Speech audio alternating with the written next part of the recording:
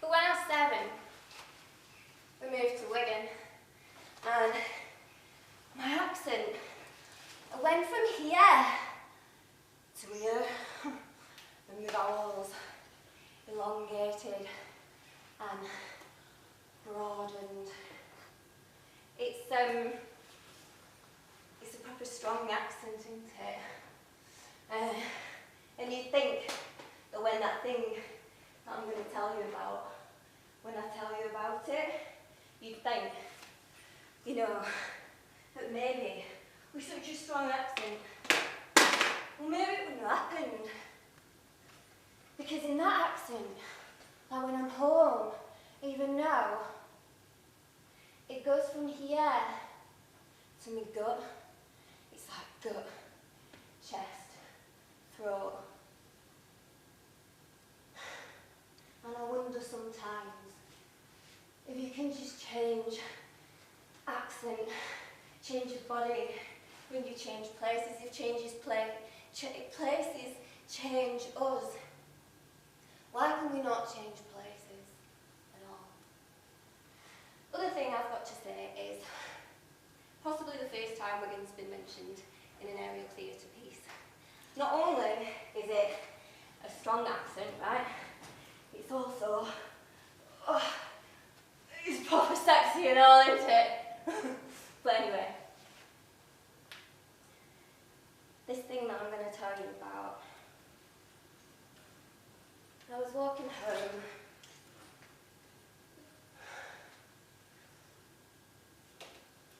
and these lads were following us. So I changed direction and they changed direction and I thought, alright, well maybe if I just stay still, you know, just mind my own business, then maybe they'll go past me. So I had an idea. I thought, don't mind me for a minute, just always got a book somewhere, just rummaging in my bag. And I thought, you know, I'm just gonna settle here and these lads will go right past us, won't they? So that's what I did. And I just waited for them to go past us. But it's not what happened. And the thing is, I'm not angry about it. I'm just, I don't know, I'm just confused and I'm not angry about it. I just was a bit upset and, you know, I wasn't angry about it at all. I was just minding my own business, you know. I was just like, gonna sit here and read, and these lads were just saying, oh, you love, how old are you? And I was like, it's not a fucking cinema. But I didn't say that. I said, I'm 7. I'm just reading, actually. And they were like, we're 17-ers. Do you want to sing?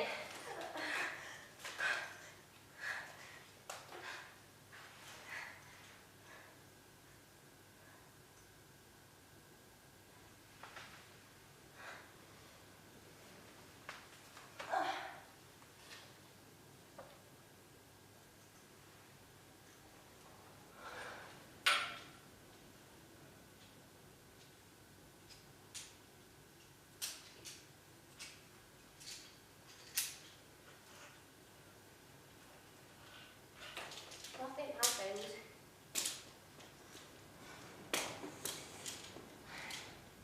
Nothing happened. I was in the park this time, and this guy comes over. I can't tell you about that yet. Nothing happened. I still remember in 2017. Uma Thurman was waiting to be less angry before she talked about the Harvey Weinstein incident.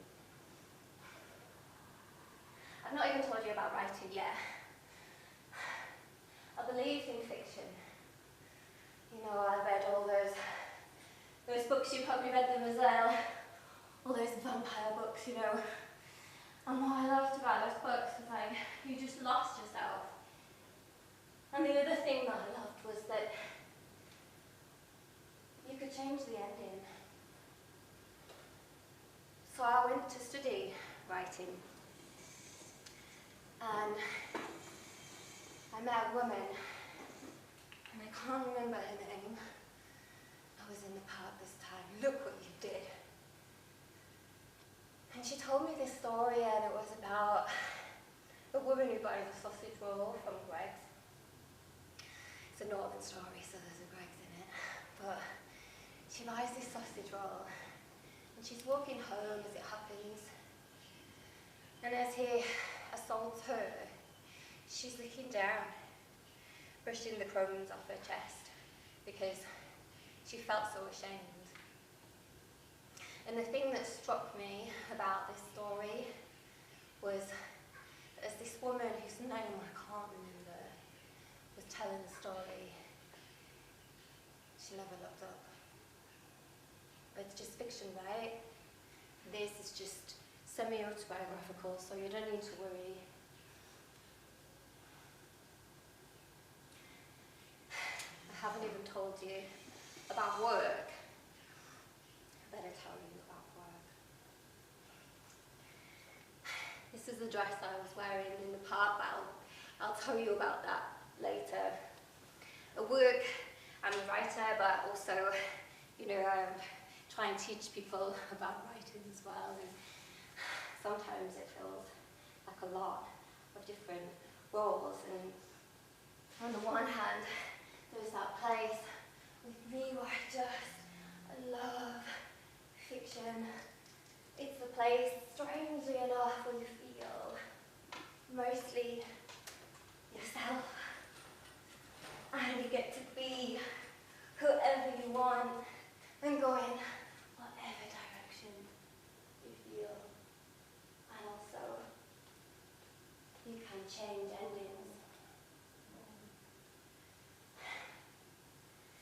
I was in the park this time. No, I'll tell you about that yet.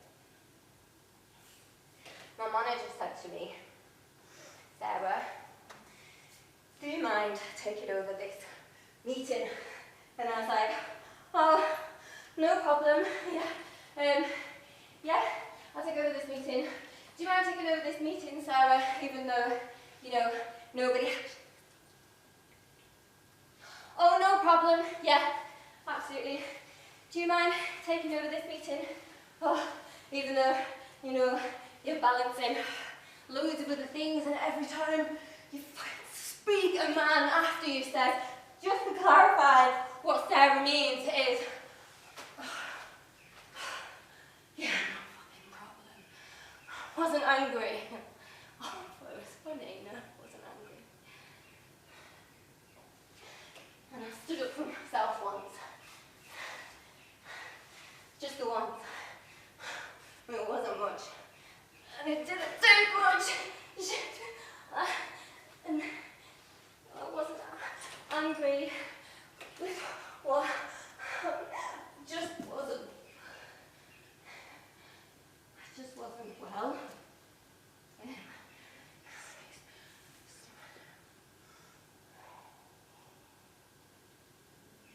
I wasn't well. But I do need to tell you the truth.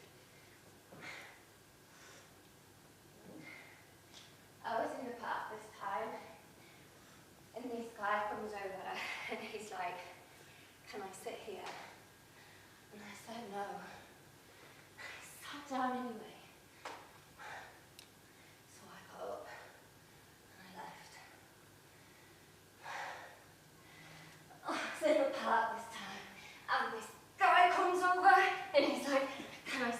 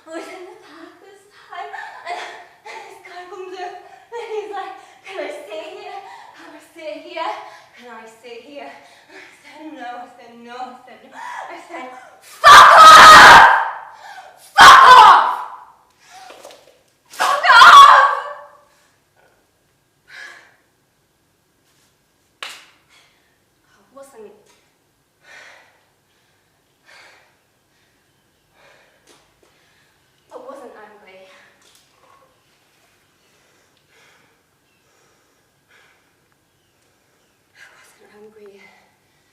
I wasn't sad. I wasn't upset. I wasn't sick. I was furious. I need there to be a world away where we rewrite these narratives. I need there to be a world, a story where another girl with my name made it home at the end of the night. She closed the door and she opened it and woke up the next day. But we're told never to start stories like that, right? Because they're so cliche. So what do we do? Under your seats, I know it's a bit, you don't have to, but if you write to me, there's a way that you can write to me, like how do we change this? I will listen. I want to listen.